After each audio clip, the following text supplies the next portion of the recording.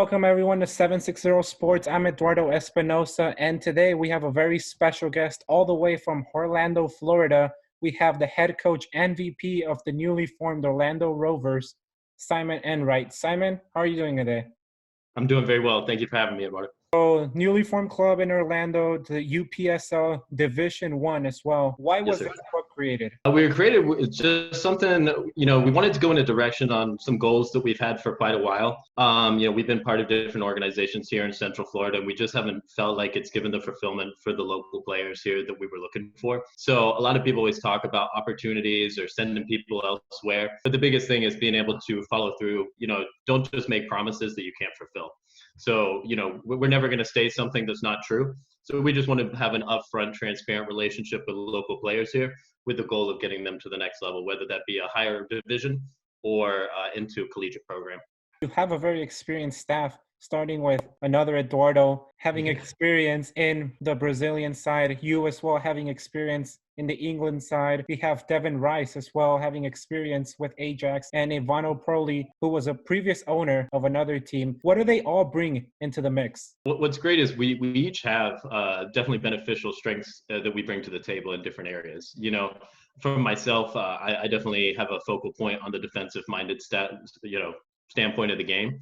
That's always been my big philosophy, is making sure that we don't let the other team score. From there, we can make something happen. Where Eduardo brings more of that attacking philosophy. So he's able to integrate into our strikers and our forwards, something that I wasn't able to, how to produce that transition from the back. Devin is one of the best trainers I've ever met with. So he just gives that one-on-one expertise for our players and gives us the direction for our team to continue to grow and improve. So we can take what we see in the games and integrate that into our trainings, that we do throughout the week.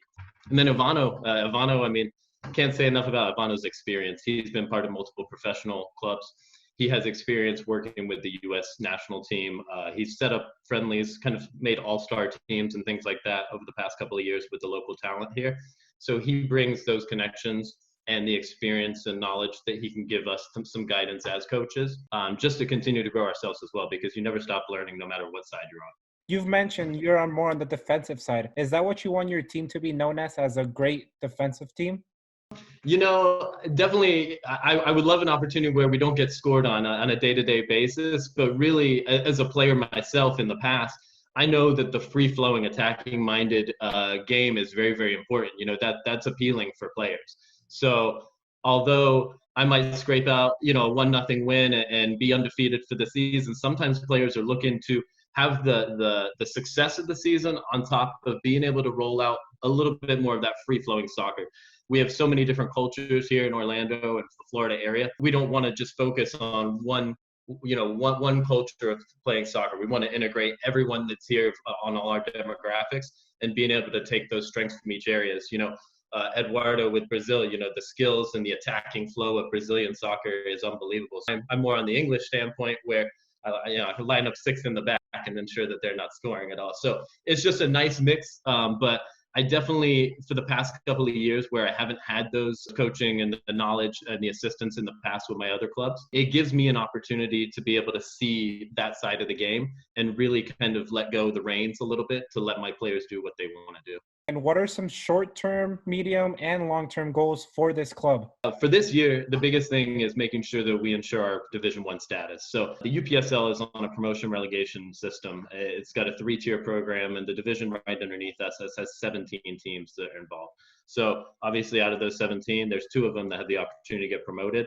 So we want to ensure that we're not down there in that division next season. So as our first season, ensuring our stability as a club. From there, the goal for fall, but obviously we've had, a couple of changes in plans with everything that's happened this spring. Our biggest thing is we want to integrate a secondary team so we can just grow the club. So that would be within the next 12 months, we would look to have a secondary team that would compete in the UPSL second division. We have players as young as 18, 19, although they might not be at the standpoint where they're starting on a week-to-week basis because they need a couple of years to grow. We want to give them an opportunity. So if we have that secondary team, we can give them an area to flourish and then grow into the first team from there. Our 3-year plan would be to have a youth club. So we want to have 7 different youth clubs or 7 different youth ages. And then that gives an opportunity for our players as well to gain some coaching experience with youth as well. So it kind of ties in the community, and that's what we want to involve ourselves in as well. Keeping that Division 1 status, which is pretty important in a promotion relegation system. But your team wasn't able to start that great, taking a 2-1 loss against the Institute. What are some positive aspects you take from that first loss? It was a very interesting game because the way we started the game, especially with our first season game, we had a lot of confidence going in, and we played the first 20 minutes very, very confident, and the game looked incredible. We actually played Institute with the same roster just previously, I'd say about a month before that, at their location in a preseason match, which went a lot differently. So I don't know if maybe the overconfidence just a little bit as we went into those first 20 minutes and we saw things were going well, where maybe the confidence got the best of us. They had one little attack there at the start, and it shell shocked us. And it was a good opportunity for us as a team to look at ourselves and see how are we going to react to that as players. And it was good for me as a coach to see how players, meet those challenges, because I said in preseason we went undefeated. So everything's great when you're winning, but sometimes it's important to see how people react during the hard times. It really shows the character of an individual. You didn't have that much time to turn things around as the next game was canceled due to the pandemic. We had a new group of guys, so guys getting to know each other, and really, we've been doing preseason conditioning and running, and we meet down at, even if we don't have a field, we'll meet at Lake Eola and different facilities and parks around here just to get some conditioning work and just to get that chemistry and gelling in as a team. So it's really, really hard when you have guys that never met each other before, and they're just starting to get very comfortable and seeing the ins and outs and the strengths and weaknesses of each other, and really getting to feel like, calling each other, wanting to go out on the weekend together and getting that sense of a team. And then just having it just go awry. Now, we haven't been able to see each other. We've been trying to do as much, on Zoom, and trying to get some training programs in mind. But to me, the chemistry and the gel of a team is so important. You could have 10 Messi or 11 Messis out there, but at the end of the day, if they don't flow together and work as a team, they're just individuals and they're not going to succeed. I think that's been the hardest thing, is just having such a new group. If we had been around for a couple of years and these guys have known each other for 5, 6 years, then tomorrow it would be like, or when we get back together, it would be like it just happened yesterday.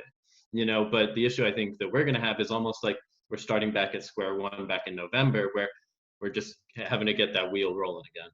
The league itself came out with an announcement on returning. What is your take on this? Would you want to return? Would you want this season to be called off? I'm pretty torn, to be honest with you. I mean, I think at the end of the day, the safety of the players and the people is definitely the most important. But, it's such an unknown situation and such a gray area on what the future holds on, whether is this something that's going to improve in the next 2 months, or is it going to be the next 2 years? So I think there's such a gray area there, where as long as we can provide a situation that's safe for everybody, then I would be on board to start as soon as possible. But I think at this moment, I think we're still a little bit too soon.